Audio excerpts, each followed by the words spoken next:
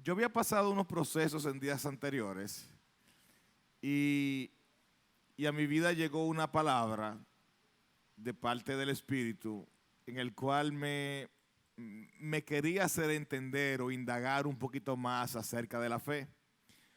Usualmente nosotros como creyentes, pues entendemos ese lenguaje, sabemos lo que es la fe y usualmente pues lo relacionamos con lo que dice la palabra en el libro de Hebreos, de que la fe es la certeza de lo que se espera y la convicción de lo que no se ve. Y hace algunas semanas pues yo sentía una necesidad urgente de pedirle al Señor que aumentara mi fe, lo cual yo mismo me lo encontré extraño. Yo me encontraba extraño que mi espíritu gimiera dentro de mí de que le pidiera al Señor no por fe, sino que aumentara mi fe. Y desde hace días, pues el Señor me tiene tratando de entender un poquito más acerca de la fe. Y luego he podido entender de que no tan solo acerca de la fe, sino acerca de cómo Dios prepara a sus hijos para que puedan enfrentar las diferentes etapas o retos que puede tener la vida. Yo quiero que usted vaya conmigo al libro de Efesios, capítulo número 6. Y ahí vamos a estar hablando un poquito acerca de, finalmente, de la fe, entre otras cosas. Este va a ser un mensaje de una serie de mensajes que el Señor me ha dado, el cual se va a titular Cristianos fuertes y valientes. Fíjense, en el libro de Efesios es un libro que no tiene ninguna clase de desperdicios. En el libro de Efesios el Señor empieza a hablar acerca de la unidad del creyente, la unidad de la iglesia. Y luego el Señor empieza a hablar entonces a través de Pablo acerca de cómo solía ser nuestra vida pasada antes de tener a Cristo y las expectativas que Él tiene sobre nosotros ahora que tenemos a Jesús.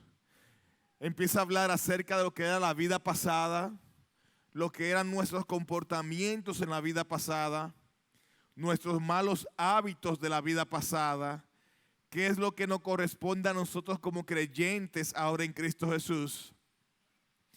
Pero no solamente Él deja bien clara la expectativa de un cambio de nuestras vidas, sino que acá en Efesios capítulo 6, ya casi cerrando el libro de Efesios, pues el Señor nos explica de qué manera Él nos ayuda a que ese viejo hombre quede sepultado y que nosotros como nuevas criaturas en Cristo podamos marchar firmes hacia adelante.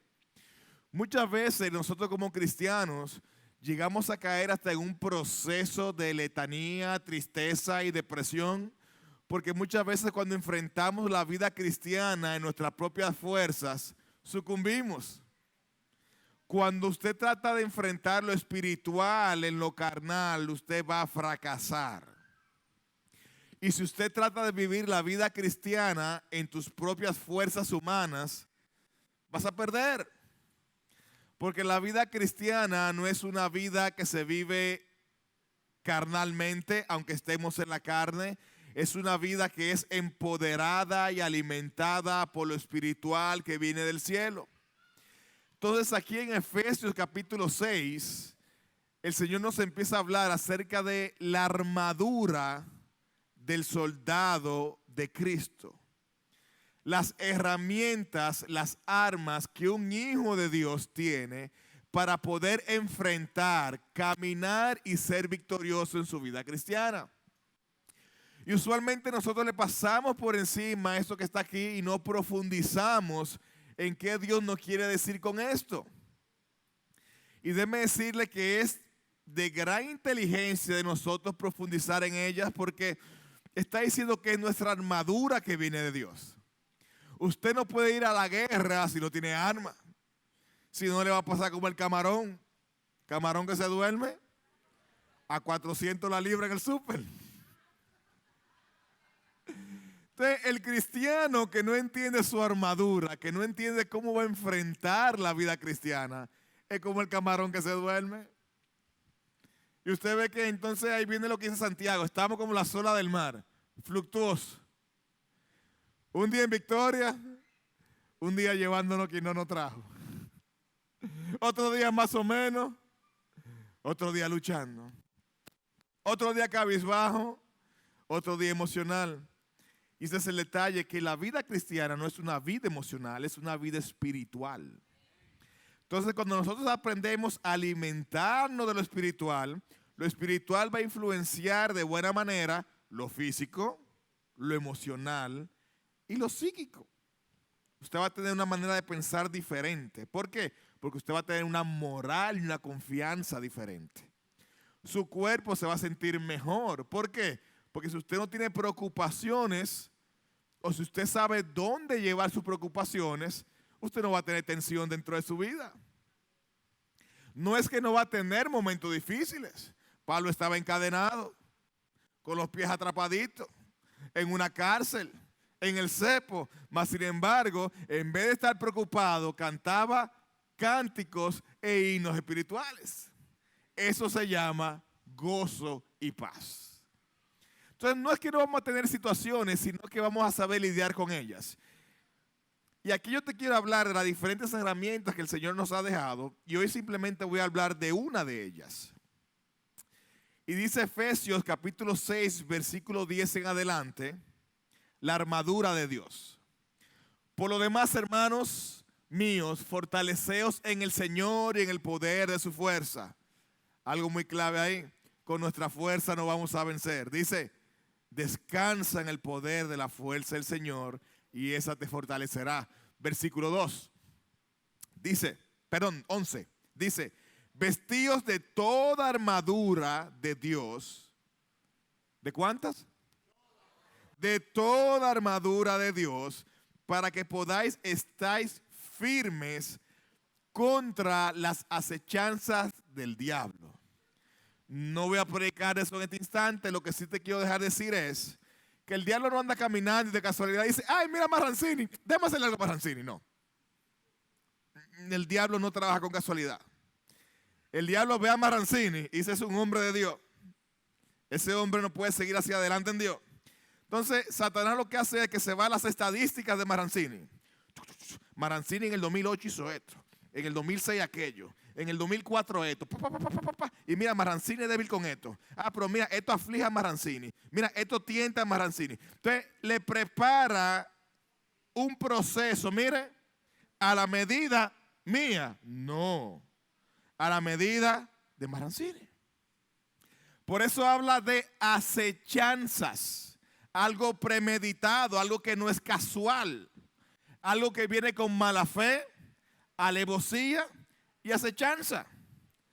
Y si usted no lo sabía, es bueno que lo sepa, que así es que el enemigo trabaja, lento, despacio, pero persistente. Por eso dice, ¿para qué?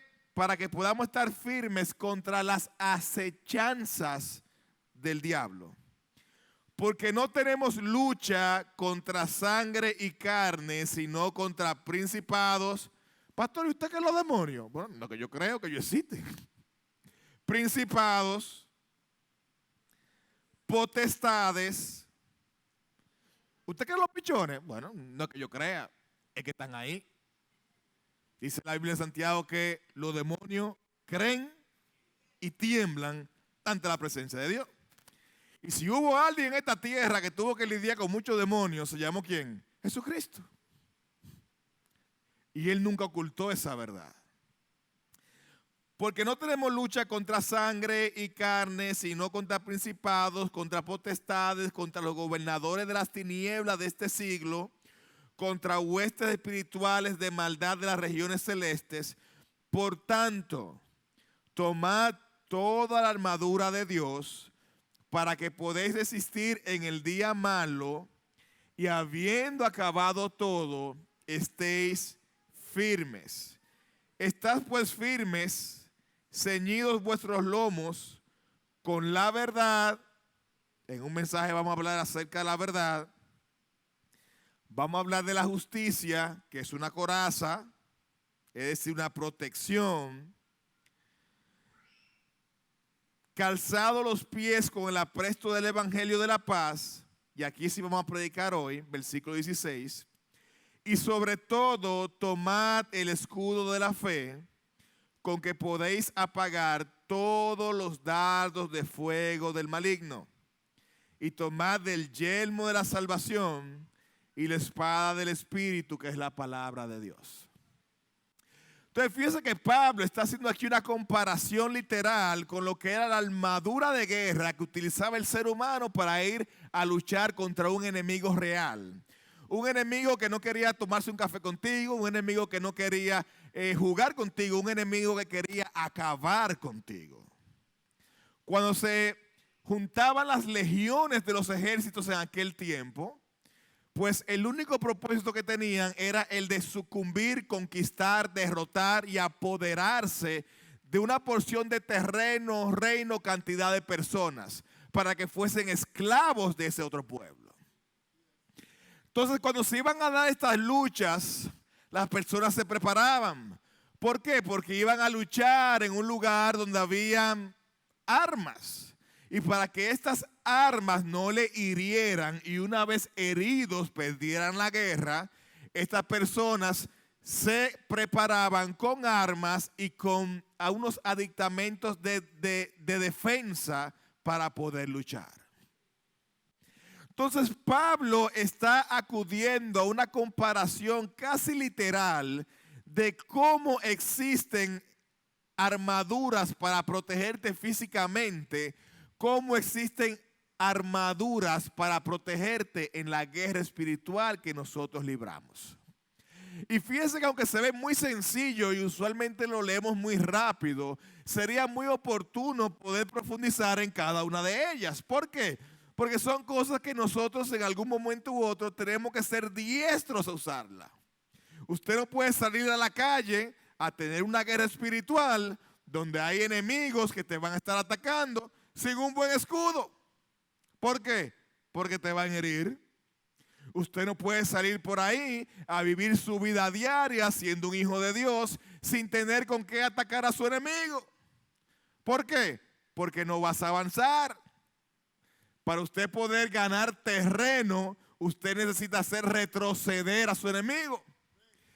Y para usted hacer retroceder al enemigo, tiene que cambiar de una táctica defensiva a una ofensiva.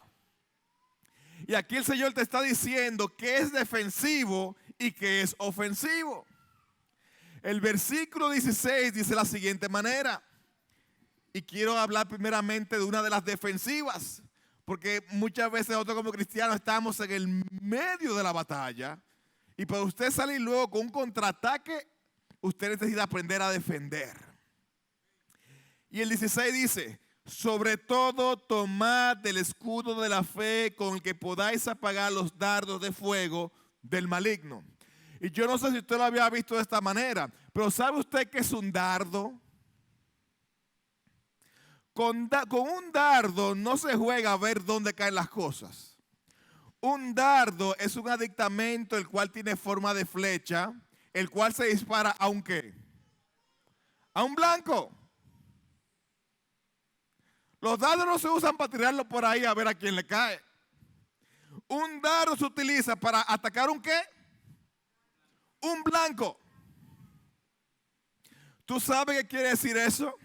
Que nosotros de manera constante, el enemigo nos está tirando dardos específicos, direccionados, con malicia, mala fe, acechanza, con el único propósito de herirte para que no continúes avanzando a obtener el terreno que Dios te ha dado. La única finalidad. Irte debilitando. Usted no se va a morir de un dardo, ni de 2 dardos se va a morir tampoco. Pero a la hora que usted tenga 15 o 20 dardos pegados al cuerpo, su capacidad de desplazarse no va a ser igual. Tal vez puede sangrarse y puede morirse. Entonces el Señor está diciendo, hay un ataque en base a dardos que viene al ser humano. ¿Y cuáles son esos dardos? Pues usualmente, según hemos podido ver en las Escrituras, Satanás utiliza 3 diferentes atmósferas para crear su estructura de dardos. Los dardos son innumerables. No obstante, la Biblia nos enseña 3 estructuras en las cuales Satanás opera para liberar sus dardos. ¿Cuáles son estas 3 estructuras? Lo que dice Primera de Juan. El deseo de los ojos, el deseo de la carne y la vanagloria de este siglo, de la vida. Dentro de estas 3 estructuras, entonces vienen múltiples dardos. Dardos de aflicción, dardos de duda, dardos de falta de fe, dardos de opresión, dardos de depresión, dardos de libertinaje, dardos de inmundicia, dardos. Pero si usted se da cuenta, en siendo dardos que él pueda lanzar, van a operar bajo una de estas 3 estructuras. Deseo de los ojos, deseo de la carne y la vanagloria de la vida. Por ahí va a operar. Entonces el Señor está diciendo que para protegernos de esto, el Señor nos ha dejado un escudo. Si a usted le tiran un dardo y usted de manera oportuna se protege con el escudo, ¿qué va a pasar? Va a fallar. Y el Señor te está diciendo cuál es ese escudo. El escudo de la fe. Y usted dirá, ¿qué rayos tiene que ver la fe con un escudo y los dardos? Déjeme que le explico. Mire, si usted va al libro de Génesis, usted podrá ver el modo de operación de Satanás con los dardos hasta causar una herida y causar una derrota y ganar el terreno. Dice la Biblia en el libro de Génesis de que Satanás tuvo una conversación con Eva. Y en esta conversación que tuvo con el ser humano, pues empezó a ser atractivo a los ojos algo que no era lícito. ¿Y usted cree que esa atracción comenzó de manera repentina? Fue un bombardeo de dardos. Qué bonito se ve. Qué agradable se ve. Pero mírala bien. Pero síguela mirando. Wow, pero brilla. Wow, pero mira, se ve tan bonita. El deseo de los ojos. La Biblia nos muestra en ese mismo libro, en ese mismo capítulo de Génesis, capítulo 3, de que no bastó simplemente con los ojos. Y usted dirá, ¿y qué tiene que ver la fe con eso? Bueno, la Biblia dice que la fe es la certeza de lo que se espera y la convicción de lo que no se ve. ¿Cómo se derrota el deseo de los ojos? De manera espiritual. Usted derrota lo que se ve con lo que no se ve. ¿Sabía usted eso? Usted derrota la tentación de lo visual con la certeza de la promesa espiritual y la victoria espiritual. Por eso, para usted poder vencer a nivel de los ojos, usted lo que necesita es fe. La Biblia dice que muchas veces no recibimos porque pedimos mal. Y eso le pasa a cualquiera. Yo le decía que yo estaba de rodillas en estos días y yo no sabía por qué el Espíritu me ponía a mí a pedir que me diera más fe, que me aumentara la fe. A veces creemos que la fe es simplemente para cuando no creemos. Bueno, sí, pero no. Dice la Biblia que la fe tiene que ver con el escudo que blinda tu vida. La fe es el escudo que el Señor nos ha dado para poder vencer en las atmósferas del deseo de los ojos, el deseo de la carne y la vanagloria de la vida. Entonces, una vez dicho esto, nosotros tenemos que incurrir más en entender qué es la fe y cómo viene a nuestras vidas. Dice la Biblia en el libro de Génesis que no bastó simplemente con mirar. Hubo que acercarse. y tener para nosotros. El deseo de la carne, que nunca se sacia de tener, nunca se sacia de querer más. Miren, dicen por ahí, la Biblia no dice que fue así, para que después no digan, no, el pastor dijo. La Biblia no dice que era una manzana. La gente dice, no, que Eva mordió la manzana. Mire, yo he visto cristianos discutiendo que Eva mordió la manzana, pero un pleito cristiano. No, porque mire, cuando Eva mordió la manzana, y así, con una firmeza, gloria. Bueno, vamos a suponer que fue una manzana. Vamos a dejarlo en manzana. ¿Sabía usted cuántos frutos había en la plenitud del planeta completo? Que el Señor le dijo a Adán y a Eva, miren, ese saco de fruto es suyo. Es que yo ni sé por dónde empezar. Mango. O sea, viendo mango. O sea, pues usted me dirá a mí, no, que Eva mordió el mango. Bueno, más o menos, un mango vanilejo, bien bonito, amarillito. ¿Verdad? Eso grandote, así. Señor, uno intercede por Eva, ¿verdad? Habiendo mango, limoncillo. ¿Sabe usted lo que es un racimo de limoncillo de eso del paraíso? Porque nosotros comemos limoncillo carabelita. ¿Pero sabe lo que es un limoncillo, un ramo de limoncillo? Que ese árbol se alimentaba del agua del río y de aquel. Mire, esos ramos de limoncillo, sí. Mango, limoncillo, zapote. ¿Sabe que un zapote del paraíso? Es un nípero del paraíso. Y todo eso el Señor se lo dio a Adán y a Eva. Oiga, todo eso, granadillo, mire.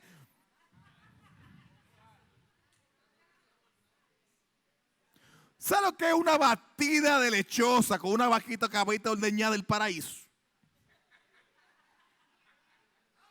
Yo no entiendo. Yo no entiendo. ¿Y usted sabe por qué yo digo que yo no entiendo?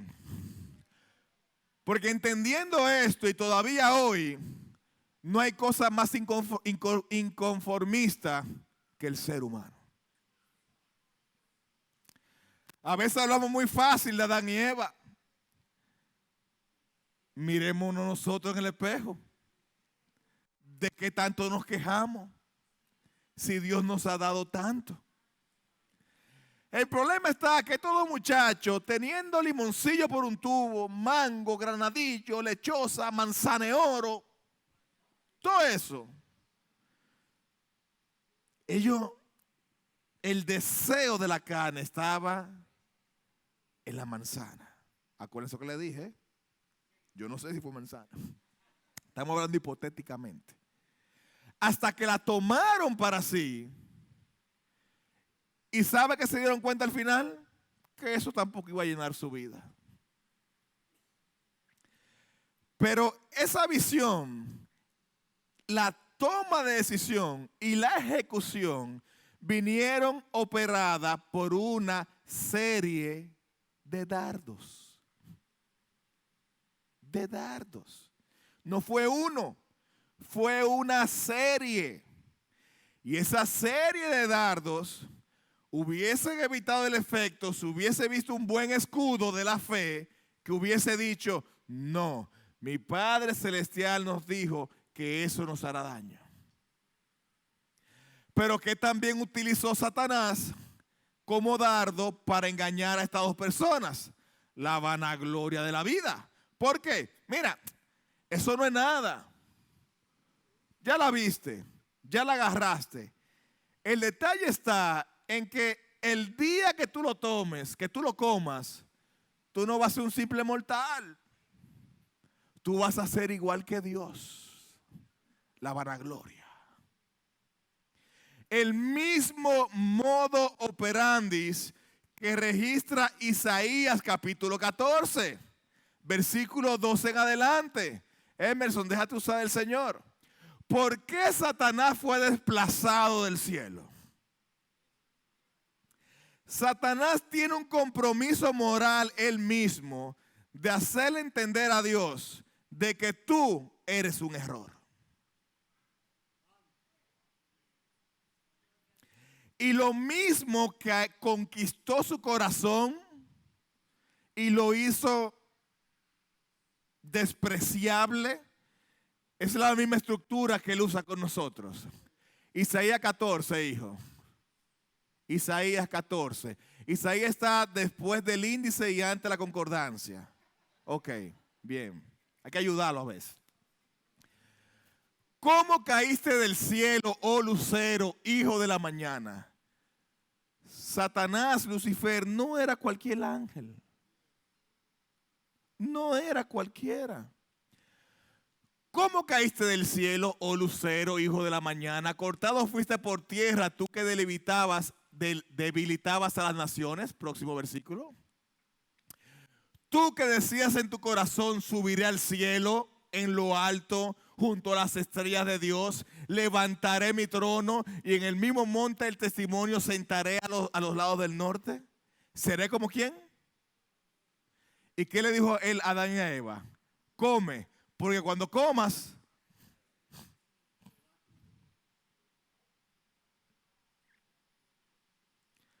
vamos a Mateo capítulo 4. Mateo capítulo 4. Mi hijo ahí, después de Malaquía. Amén. Amén. Entonces Jesús fue llevado por el Espíritu al desierto para recibir su cambumbo de dardos. ¿A qué fue llevado Jesús al desierto? Mire, Satanás cogió, usted ha visto los sacos que usaba. Hay una película de hace mucho. ¿Cómo se llama esa película? Wow. El asunto es que había un muchacho, él tenía flecha aquí atrás. Y tiraba flechas, mire, como él solo. Entonces, así mismito, Satanás cogió, mire, su saco de flecha. Y no flechita Mickey Mouse. Flecha. De la que usaba Rambo, varón. Entonces Jesús es llevado al monte de la tentación para ser tentado por el diablo. Próximo versículo. Y después de haber ayunado 40 días y 40 noches, ¿qué estaba haciendo Jesús? Ayunando. ¿Y por qué eso ayunaba? ¿Cuál es el beneficio del ayuno? ¿Cuál es el beneficio de apartarse? ¿Cuál es el beneficio de tú hablar con alguien que tú no ves? ¿Cuál es el beneficio de tú seguir la dirección y la instrucción de alguien que tú no ves? Fe. Es la certeza de lo que se espera y la convicción de lo que no se ve. Sin fe es imposible agradar a Dios, porque es necesario que el que crea que Él le hay y que Él es el galardonador de aquellos que le buscan diligentemente. Entonces, ¿qué estaba haciendo Jesús? Buscando al Señor, entendiendo que Él era el galardonador y buscándolo diligentemente. Próximo versículo. Y vino a él el tentador y le dijo, ahí viene la duda. Primero la duda. Si eres el Hijo de Dios, la primera tentación no fue el hambre y el pan. La primera tentación fue la duda. Primer dardo fue la duda. Si eres el Hijo de Dios, o sea, él lo tenía en duda. Di que estas piedras se conviertan en pan. Y ahí le atacó el ¿qué? El deseo de los ojos también y el deseo de la carne. Una persona que tiene 40 días ayunando. Según dicen los estudiólogos, las piedras que había en este monte tenían una forma de semejanza a pan. Entiendes, una persona que tiene 40 días y 40 noches, que no ha comido, no ha bebido, y de repente empieza a ver algo que lo ve de forma de pan, y una gente le dice, oye, hazlo, te es lícito. ¿Acaso tú no eres el Hijo de Dios? Y él sabiendo que era el Hijo de Dios. Mire qué lluvia de dardos. Pero Jesús agarró el escudo de la fe. Próximo versículo. Y le dice, él respondió y dijo, escrito está, no solo de pan vivirá el hombre, sino de toda palabra que sale de la boca de Dios. ¿Qué hace Jesús en este momento? Pues Jesús se protege con el escudo. Y dice, oye, verdaderamente hace hambre. Verdaderamente yo puedo convertir la roca en pan. Pero yo tengo que aprender a vivir por lo que no veo, que es más seguro que lo que yo veo. Yo tengo que aprender a vivir por lo que mi Padre me ha prometido. Yo tengo que aprender a vivir por lo que Dios ve en mí. Yo tengo que aprender a vivir por lo que yo soy. Cuando Dios el Padre ve tu vida, Él no ve el desastre que tú tienes ahora con tu vida. Él ve el producto terminado de tu vida. Él te ve como aquel santo redimido, su obra completa a través de Cristo Jesús en tu vida. Claro que le interesa ayudarte a salir del desastre que estás viviendo, pero el Señor nunca te va a ver con desprecio. El Señor te va a ver como su hijo, su obra terminada. Siempre te ha visto así. Siguiente versículo. Entonces el diablo le llevó a la santa ciudad y le puso en el pináculo del templo. Y le dijo, si eres el Hijo de Dios, nuevamente, échate abajo, porque Cristo está. O sea, le está diciendo, tú eres un hombre que te apoya en las Escrituras. Eso fue lo que Satanás le dijo luego de la respuesta de fe que Jesús le dio. Esa fue su estrategia de pensamiento. Tú eres un hombre que te apoya en las Escrituras. Tú eres un hombre que tiene fe. Entonces tú sabes que la Escritura dice que si tú eres el Hijo de Dios, tírate de aquí, porque escrito está que el Señor enviará a sus ángeles cerca de ti y sus manos te sostendrán. Ahí Satanás quiso tocar lo que era, no quiero utilizar la palabra orgullo, pero sí la legitimidad de Jesús. Su legitimidad. ¿Acaso no eres tú? Tú vas a ser contrario a lo que dicen las palabras. Tienes que tirarte porque escrito está. Y Jesús le contesta nuevamente. Siguiente versículo. Jesús le dijo, escrito está también, no tentarás al Señor tu Dios. Y a diferencia de Adán y Eva, aquí vemos que Jesús tiene un estilo de defensa diferente.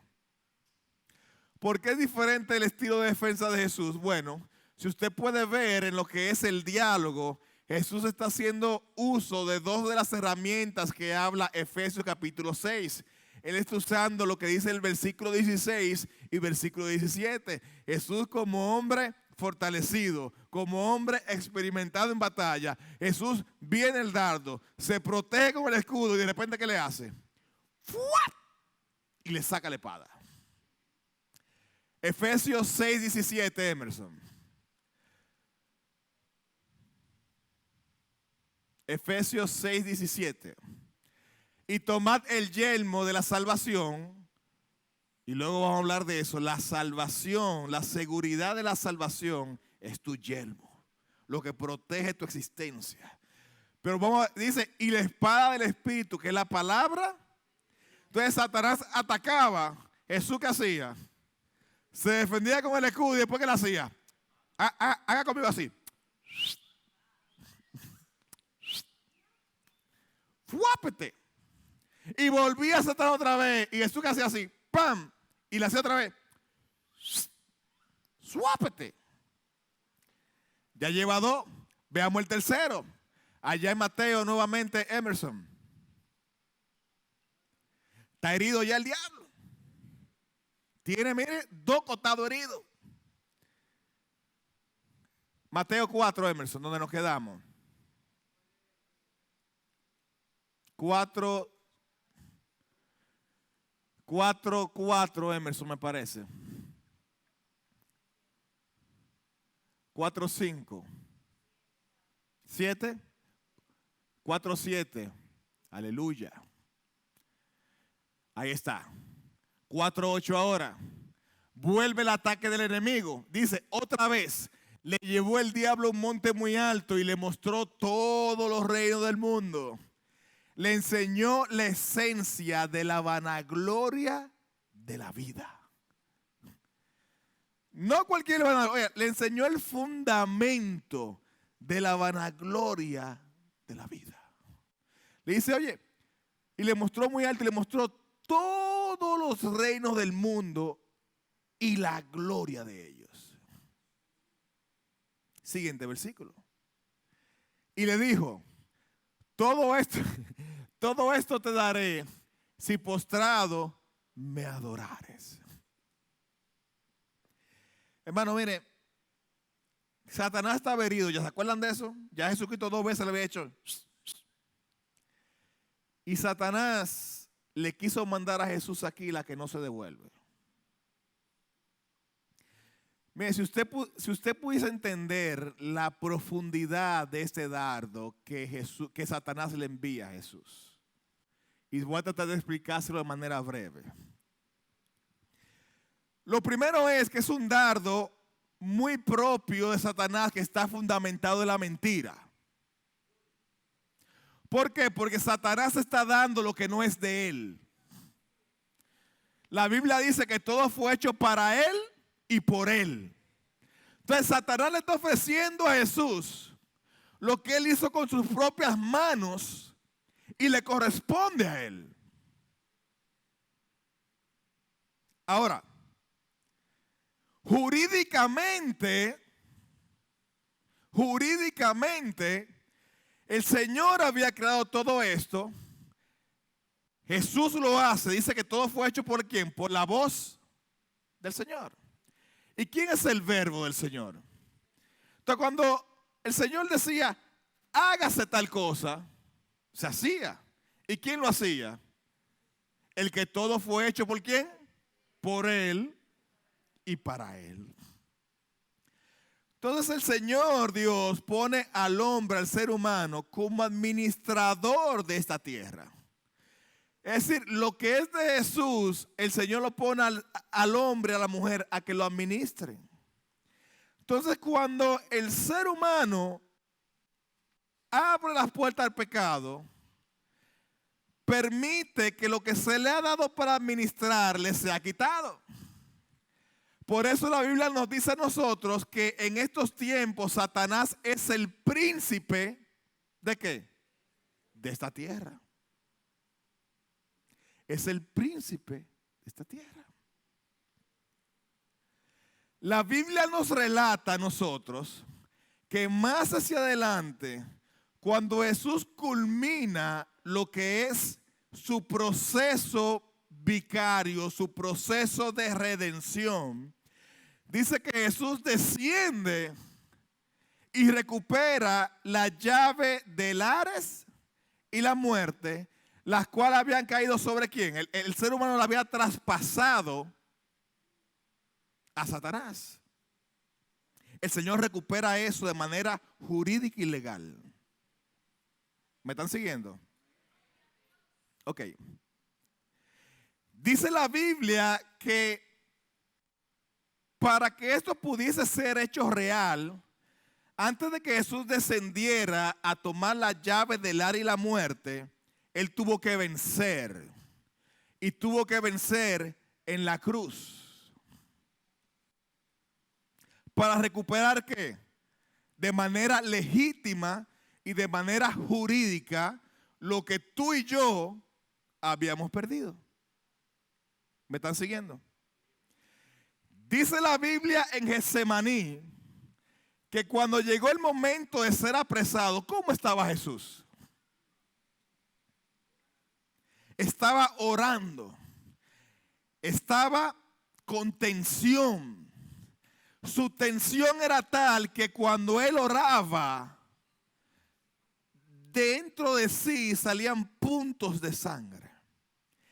Su tensión era tan fuerte que él dijo, Padre, Si es posible que yo pueda recuperar la legitimidad de todas las cosas por otra manera, por favor, que sea así. Mi hijo, no te me lleve el versículo. ¿Usted sabe qué le está ofreciendo Satanás a Jesús aquí? Le está ofreciendo que no tome la copa. Le está diciendo, por lo que tú vas a llorar allá adelante, por lo que tú vas a sufrir allá adelante, por lo que tú sabes que te espera allá adelante, por lo que tú sabes que te va a moler, que te va a doler, que te van a... Te lo ofrezco aquí, sin dolor. Todo te lo daré si tú postrado me adorares. Oiga, qué nivel de dardo, qué nivel de tentación. Y Jesús saca su escudo. Siguiente versículo de Emerson. Se defiende de ese dardo. Y después que se defiende de ese dardo, saca su espada. Y le dice, Jesús le dijo, vete, Satanás, porque escrito está, al Señor tu Dios adorarás. No me importa que tenga que ir al Calvario. No me importa que tenga que ser molido. No me importa que tenga que ser traspasado. Solamente al Señor adorarás y a Él solo servirás. Y el enemigo no pudo aguantar con este ataque de Jesús. Y tuvo que irse. ¿Cree usted que solamente los dardos suyos son los que son difíciles? No, no hay dardo más difícil que el que recibe cada persona. ¿Por qué? Porque los dardos que Satanás te envía son dardos personalizados. Fíjese que a Jesús él no le dijo, mira,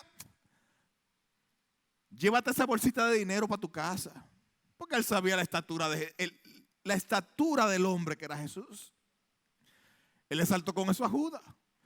Llévate la bolsita, mete la mano en la bolsita, saca el dinero. Tú sabes, Judas, para que eche para adelante. Pero él sabía que él a Jesús no le podía venir con eso. Él sabía la estirpe de hombre que era Jesús.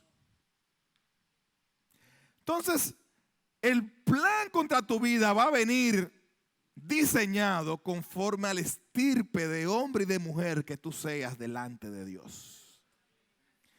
Y ante cada una de estas situaciones, el Señor te garantiza la salida. Si tú te aferras a sus promesas, si tú te aferras a su palabra, si tú te defiendes con el escudo de la fe y si decides seguir hacia adelante, posicionándote a reclamar lo que Dios te ha dado. ¿Y cómo se reclama lo que Dios te ha dado? No negociando mucho. Le digo algo. Jesucristo fue el predicador más exitoso que ha habido en este planeta. Y dice la Biblia en el libro de Isaías que nunca alzó su voz. O sea, el diablo no es sordo. A veces creemos que el diablo es sordo, entonces hay que vocearle duro para que se vaya. Jesús nunca voció duro. Dice que no alzaba su voz. Es cuestión de la unción que hay en ti. Es cuestión de la certeza, la fe, la obediencia que hay dentro de ti.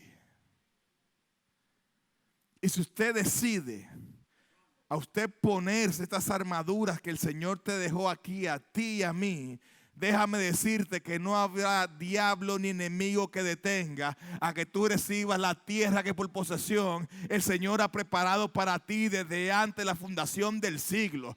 Si tú entiendes que tu batalla es espiritual, que tú vas agarrado de Dios, que estás fortalecido, que el Señor te ha dado las herramientas, déjame decirte que aunque tengas 80 años, podrás decir como dijo Caleb, dijo, pero dame ese monte, Señor, y yo me voy a levantar. Y yo lo voy a buscar. Y yo lo voy a pregonar. Y tomaré para mí lo que tú me has dado. Pero es cuestión de creerle a Dios. Es cuestión de nosotros armarnos y decidirnos a pelear dignamente la batalla de la fe. Póngase de pie en esta noche. Yo quiero orar por ti. Yo quiero orar por ti en esta noche. Yo quiero orar por mí mismo esta noche. Y mi oración por nosotros, por la iglesia Buenas Nuevas en esta noche, es que el Señor nos enseñe sus promesas. Que nosotros sepamos por qué razón nosotros militamos en este camino. ¿Sabe usted por qué? Mire, la Biblia dice que Jacob,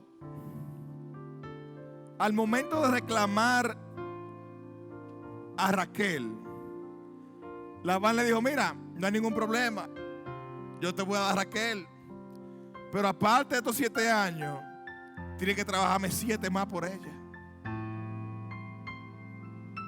Y la Biblia dice que el trabajo que hacía Jacob no era de oficina, sentado con una maquinilla, aire acondicionado. Jacob trabajaba bajo el sol, en ganadería y agricultura. Y cuando Labán le dice a Jacob: oye, tendrá que trabajar 7 años más por Raquel. Y yo entiendo que este es uno de mis pasajes favoritos de la Biblia. Jacob dijo: yo acepto. Y le parecieron pocos años, porque amaba a Raquel. ¿Tú sabes por qué yo te cuento esto?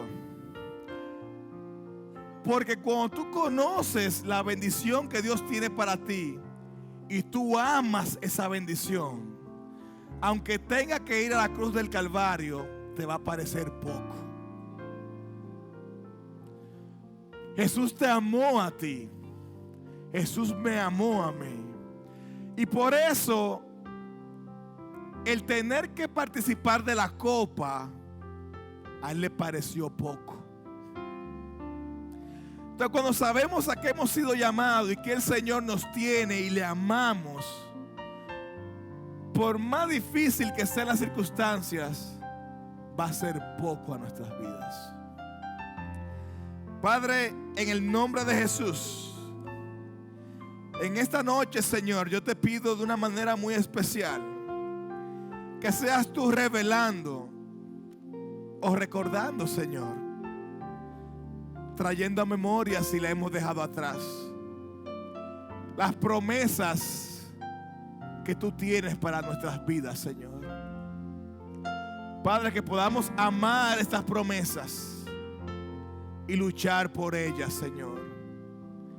Que podamos echar mano de la armadura de Dios para poder estar firmes a los ataques del enemigo, que no quieren que reclamemos lo que tú ya has determinado para nosotros. Padre, fortalece cada hijo en esta noche, en esta casa. Que podamos sumergirnos en esta palabra en Efesios 6. Y que podamos entender, Señor, cómo usar efectivamente cada una de las herramientas defensivas y activas que tú nos has dado. Y que podamos en tu nombre, Jesús, conquistar lo que tú has predestinado. Esta es mi oración por ti, iglesia. En el nombre poderoso de Jesús. Que el Señor te bendiga.